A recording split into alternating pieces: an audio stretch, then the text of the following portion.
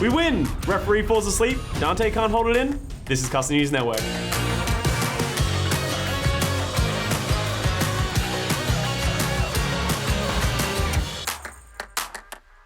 Okay, and in breaking news, we've done it. Valiant have got their first win, which was amazing. Very close game against Atlanta, but we came through in the end. Every team in the Overwatch League for the first season ever has a win. So good job to all the teams. We've finally done it. We did go on to lose the Gladiators again later in the week, but you know, it was an amazing battle for LA. They played really well, and we'll get them next time. All right. On the same note, my tweet blew up on Overwatch TMZ apparently saying progress, less shit. I am saying to all you fans, we are less shit these days. Hallelujah, we're getting there one step at a time. Can you get that on a shirt? Progress, less shit. Yeah. I would wear that shirt. That's all I'm saying. All right, moving on to the play of the week. We have Erster from the Atlanta Reign destroying the Washington Justice with a Tracer play, which is great to see because we haven't seen much of it this season. We had an amazing play. Atlanta throwing everything in the kitchen sink at the Washington Justice. We saw an EMP, we saw a Dragon, but in the end it was Erster that cleaned up with a ridiculous pulse bomb here. Gets a stick on, I think he gets it onto the Ana, and then just, there's no going back from that. Stacked up to a T, gets 4, and then, you know, as the team's letting him, just taking the ace. That's a 6-man cleanup. 6-man from Erster. You love to see it. That's the play of the game. Play of the week. Play of the week.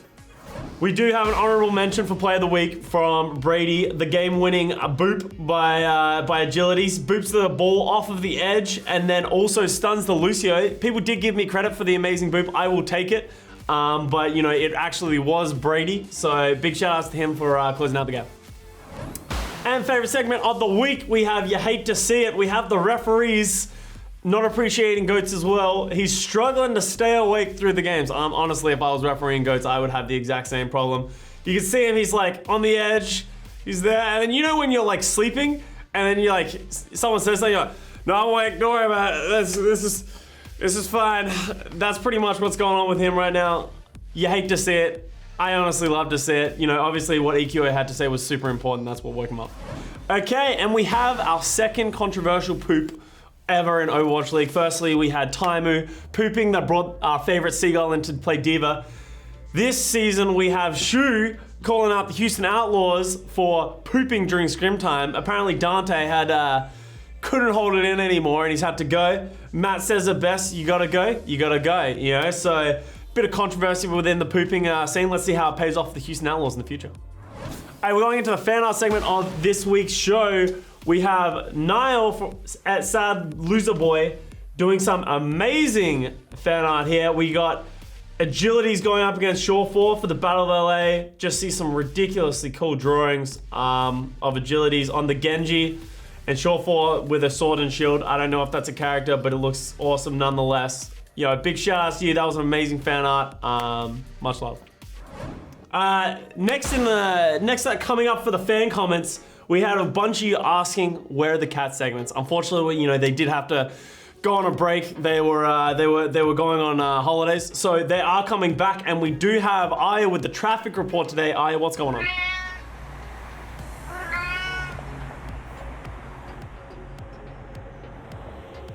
All right, thank you very much. It's good to have you back, Aya.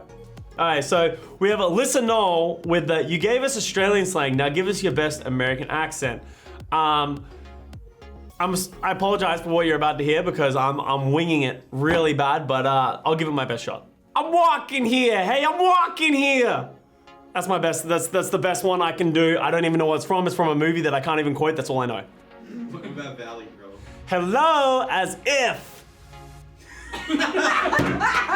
That's what I'm going for.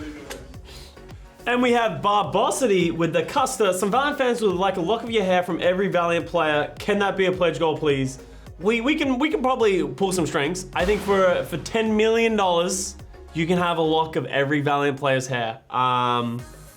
So good luck. You know, remember to pledge, val.gg pledge.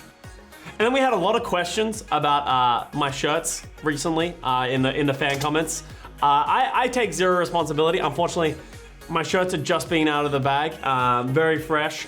I actually do have an iron on home. I did call out one of my mods recently. I do iron things sometimes, not really, never really.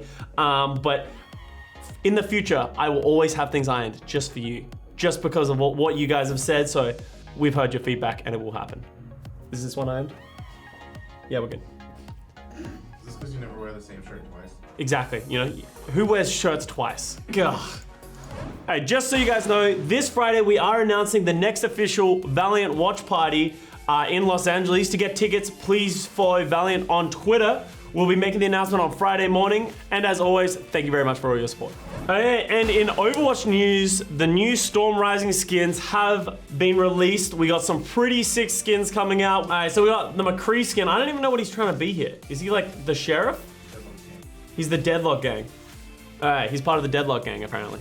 And we got Soldier, who's an Imperial Guard with the most ridiculous machine gun. If they had these back in like World War I, the game would be over. So this is pretty insane. Then we have the Bastion skin, Evil Bastion coming in hot. This is actually my favorite Bastion skin, I think. This is probably my least favorite skin out of all of them. It kind of looks like her default skin.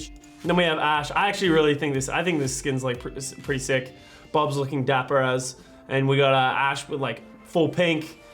Then this is actually a really cool skin. I think it's a really sick skin. I think his gun looks incredible as well. And then we have the favorite skin. we've got a Jester Junkrat. You know, I love this skin. Junkrat has my favorite skins like out of all of them because they just go so ridiculous with them. Wrecking Ball, the bling bling Wrecking Ball showing up. So I'm a big fan of the skin. And then we have Xayah. It's just a purple skin, right? It just sort of looks like a color reskin. I actually kind of like, you know, how they changed like a lot of her color base because most of our other skins are just like aren't that much. So I'm a big fan of the skin actually as well. Well, yeah. Apparently they want London Spitfire to play Xayah, so they're getting it. All right, and as the segment, which I don't know how to title, don't know how to talk about, I'm just gonna leave this here for you guys to see. We have Brennan Sideshow cosplaying as Japanese schoolgirls for reasons that are unclear as of right now, but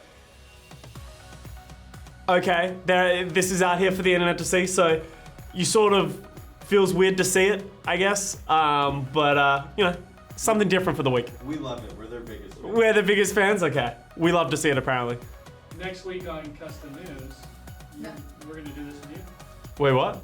No, this, if I walk in and there's one of those hanging on the wall, I'm walking out. I'm leaving. All right, guys, thank you very much for watching this week. The news was a little different to say the least, but I hope you guys enjoyed it. Please do like, subscribe, and comment below. And once again, this is all your fault. Yeah, oh yeah, as if I, oh, gotcha! Dan. All right, are we good? Marky!